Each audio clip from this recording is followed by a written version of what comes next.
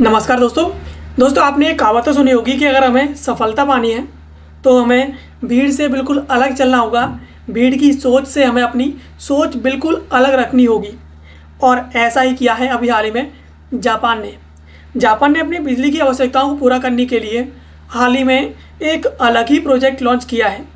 अब ये जो प्रोजेक्ट लॉन्च किया है उस प्रोजेक्ट का नाम है लूनर सोलर पावर रिंग।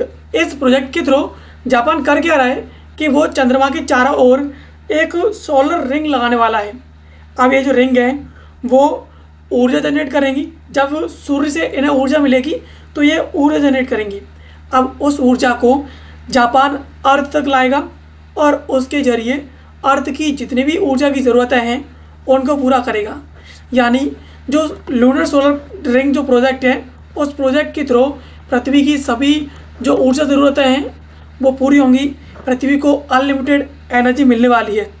ऐसा अभी हाल ही में जापान के द्वारा अपने इस प्रोजेक्ट को एक्सप्लेन करते हुए बताया गया है। अब खबर की बात करें कि ये चर्चा में क्यों है, तो चांद बनेगा दुनिया का पावर हाउस। जापान अब चंद्रमा के चारों ओर बनाने जा रहा है सौर रिंग, जिससे धरती को मिलेगी अनलिमिटेड बिजली। तो ये खबर है जिसे जापान में हाल ही में जापान के द्वारा दुनिया को एक्सप्लेन करते हुए बताया है कि वो ऐसा करने वाला है, जिसके चलते ये काफ़ी ज़्यादा चर्चा में है। चलिए इसके बारे में थोड़ा विस्तार से समझते हैं कि आखिर जापान करने क्या वाला है और इससे पृथ्वी को अनलिमिटेड एनर्जी कैसे मिलेगी। अगर जापान अर्थ के जो मून है उसके ऊपर अगर इस प्रकार से अपना प्रोजेक्ट बिछा भी लेता है तो एनर्जी को अर्थ तक कैसे लाएगा? क्या वो उसके लिए तार डालेगा या फिर कोई अलग उसके लिए कोई रास्ता निकालेगा जिस रास्ते के जरिए वो अर्थ तक एनर्जी को लेके आएगा? और इसके साथ साथ जापान के सामने कौन कौन से चैलेंजेस हैं जिनको वो फेस कर रहा है इस प्रोजेक्ट में। चलिए इन सब के बारे में आज के इस वीडियो में विस्तार से समझ लेते हैं।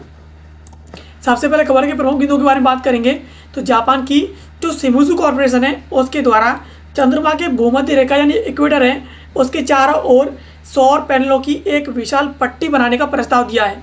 यानी शिमिज़ु कॉर्पोरेशन के द्वारा बताया गया है कि चंद्रमा के चारों ओर यानी जो इक्वेटर है उस पर सोलर पैनल बिछाए जाएं, जिससे जो एनर्जी है वो जनरेट होगी। अब सौर वलय है यानी जो पैनल बिछाए जाएंगे उनकी वलय है वो करीब 11,000 किलोमीटर लंबा होगा और कई 100 किलोमीटर चौड़ा होगा। अब इसका जो टारगेट है वो पृथ्वी के लिए अनंत और स्वच्छ ऊर्जा यानी क्लीन एनर्जी का उत्पादन करना है। कोयला और तेल जैसे जो सीमित संसाधन हैं उनसे अपनी निर्भरता को ख़त्म करना है। यानी जापान के द्वारा ऐसा इसलिए सोचा गया है बिकॉज जितने भी जो प्रोजेक्ट चल रहे हैं और जितने भी सोर्सेज हैं जहाँ से एनर्जी जनरेट होती है वो कहीं ना कहीं वो इतने ज़्यादा सस्टेनेबल नहीं है।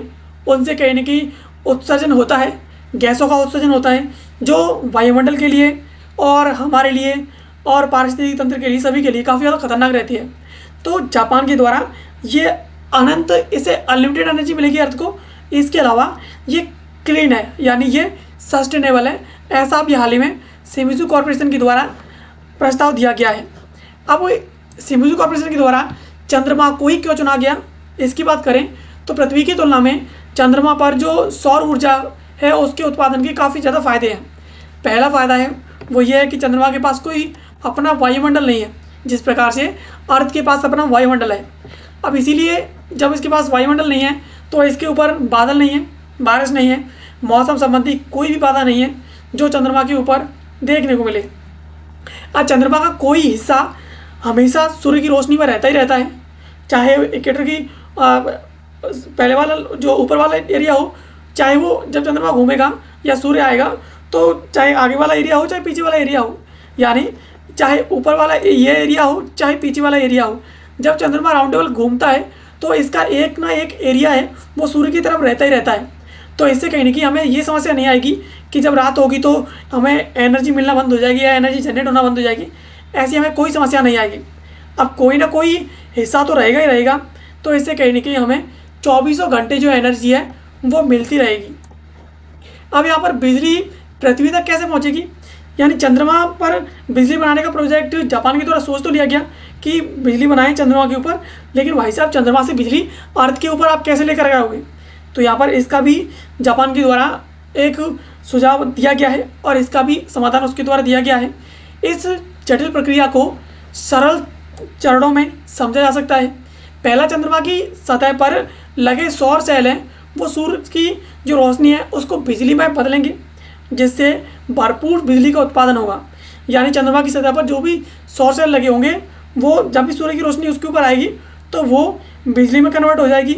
अब इस बिजली को लेज़र बीम या माइक्रोवेव के रूप में पृथ्वी की ओर भेजा जाएगा, ताकि यह पृथ्वी पर पहुंच सके। यानी जापान कह रहा है कि वो लेज़र बीम के जरिए इस प्रकार से अर्थ के ऊपर बिजली को भेजेगा और इससे अर्थ को बिजली भी प्राप्त हो जाएगी। अब जब लेज़र बीम के रूप में जब बिजली आएगी तो उस बिजली को अर्थ के ऊपर ग्राउंड कौन करेगा? तो पृथ्वी पर एक रेक्टिना नामक विशेष उपकरण लगाए जाएंगे जो इन किरणों को वापस बिजली में बदल करके ग्रिड तक पहुंचाएंगे। यानी उस पर जो अर्थ है उसके ऊपर एक रेक्टिना नामक अलग तरीके के उपकरण लगाए जाएंगे। जैसे ही ये जो लेज़र बीम है या माइक्रोवेव है जो आएगी, उसके बीम आएगी, तो वो इस रेक्टिना पर आकर गिरेगी और रेक्टिना उसे वापस से बिजली में कन्वर्ट कर देगी और उसका उपयोग बिजली की ग्रिडों में किया जा सकेगा। यानी जिस प्रकार से ग्रिडों से हमें बिजली प्राप्त होती है, उसमें इसका उपयोग किया जाएगा। ग्रिडों से होकर के बिजली अर्थ के ऊपर बहना शुरू हो जाएगी। अब इस प्रोजेक्ट की क्षमता कितनी है? यह प्रणाली हर घंटे 13,000 टेरावाट बिजली का उत्पादन कर सकती है। यानी जापान का कहना है कि अगर हम ऐसा करते हैं तो इससे हमें हर घंटे 13,000 टेरावाट बिजली प्राप्त होगी। और अर्थ की मौजूदा आवश्यकताओं, वैश्विक ज़रूरतों के हिसाब से देखा जाए तो यह बिजली काफ़ी ज़्यादा है।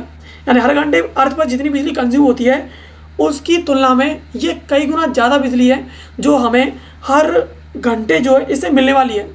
और यदि ये सफल होता है तो दुनिया को कभी भी कार्बन उत्सर्जन करने वाले ईंधन यानी कोयला, तेल इत्यादि को जलाने की ज़रूरत नहीं पड़ेगी। यानी हमें किसी भी प्रकार से कार्बन उत्सर्जन करने वाले जितने भी कारक हैं अर्थ के ऊपर, उन्हें जलाने की हमें ज़रूरत ही नहीं पड़ेगी। जब हम क्लीन एनर्जी के माध्यम से, सौर पैनल्स के माध्यम से चंद्रमा के ऊपर बैठ करके अपने लिए बिजली बना सकेंगे, तो हमें कोई ज़रूरत नहीं पड़ेगी कि हम कार्बन उत्सर्जन करने वाले ईंधन का उपयोग करें, उसे जलाएं। अब यहाँ पर वर्तमान जो स्थितियाँ हैं, चुनौतियों की बात करें कि चंद्रमा पर बिजली बनाने के मामले में और इस प्रोजेक्ट में जापान को कौन सी समस्याओं का सामना करना पड़ रहा है। अब ये विचार है वो भले ही सुनने में अद्भुत लगे, लेकिन हकीकत इसे बनाने में कई ज़्यादा बाधाएं आने वाली हैं। यानी इससे हमें काफ़ी ज़्यादा समस्याएं आने वाली हैं। फिलहाल ये एक कॉन्सेप्ट है, यानी अभी ये एक सिद्धांत के तौर पर है जो शिमिज़ू कॉर्पोरेशन के द्वारा दिया गया है।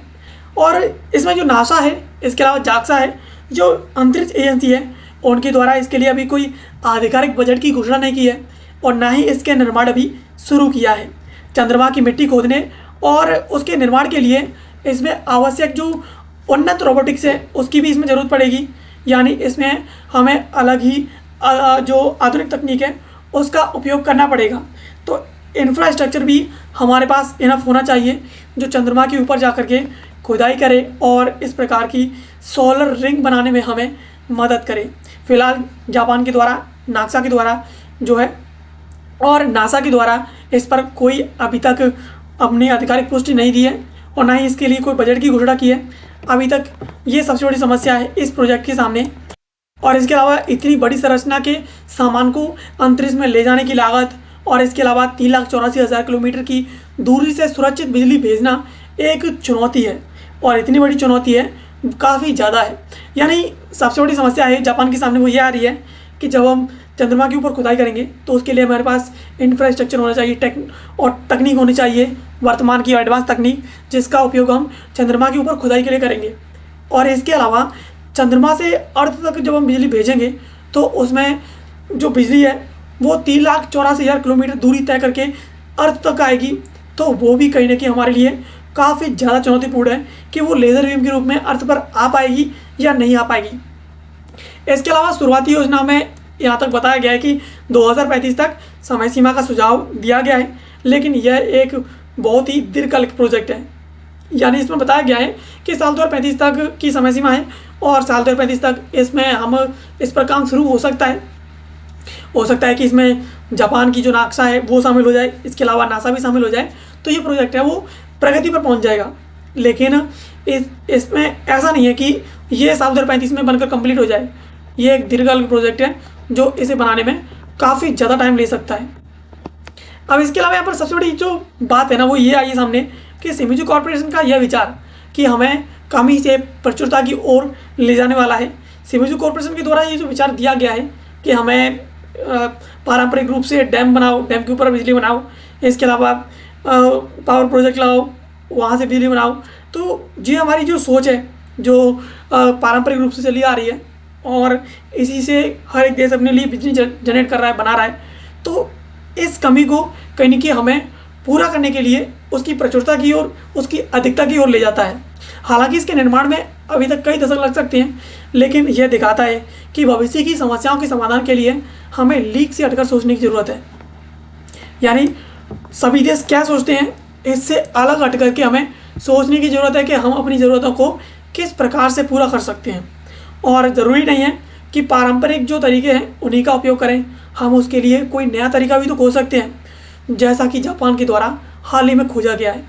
अगर ये प्रोजेक्ट सफल रहता है और इसे बना लिया जाता है तो ये प्रोजेक्ट अर्थ की सभी इलेक्ट्रिक ज़रूरतों को पूरा कर देगा।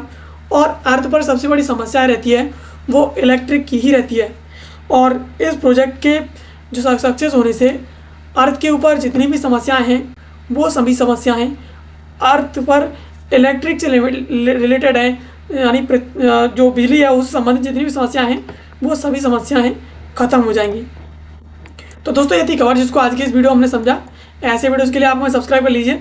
मिलते हैं किसी अगले वीडियो में किसी नए और महत्वपूर्ण टॉपिक के साथ। तब तक के लिए आप सभी का बहुत बहुत धन्यवाद।